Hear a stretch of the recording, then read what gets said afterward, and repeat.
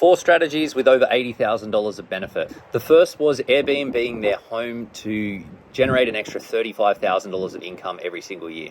The second was selling an investment property to take advantage of the gains that they've got on that property and shift the funds over to a share or ETF portfolio so that they could start generating some passive income and accelerate their ability to retire early. The benefit of that one, $34,500 a year. They also prepaid some tax-deductible expenses that created a $3,800 saving, and on top, they maxed out their super contributions, which created $11,400 of annual upside. Now, these guys were pretty switched on with their money, and they'd been focused on this stuff for years. They'd built a good foundation behind them, but they wanted to set things up to be able to stop working ASAP, but do it where they were still spending at a good level.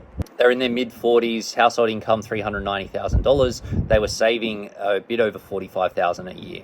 In terms of these key strategies for these guys, the first one, Airbnb their home, something that most people might not think about, but for these guys, it made a lot of sense. They had a family that was quite close, that had a lot of space so that they could just move out of their home when it got booked on Airbnb, move in with family, and they had a lovely house in a good location that rented at a good price, which meant that they were able to generate 35 grand of extra income that definitely moved the dial for them. The second was an investment property that they'd had for ages. They got some really good upside from the property, but at the point that they had, and it probably would have continued to perform well in the future, but rental income on an investment property is generally a lot lower than the income that you'd get from a share portfolio, particularly given for these guys the debt was low and the property was effectively positively geared, so they were paying tax on the rental income as well.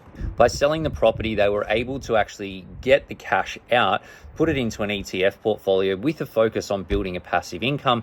That pumped up some income for them in line with their goal to stop working ASAP. Maxing super contributions was something that they thought prior to going through the planning process wasn't a good idea for them because they wanted to maximize the amount of money that they had available.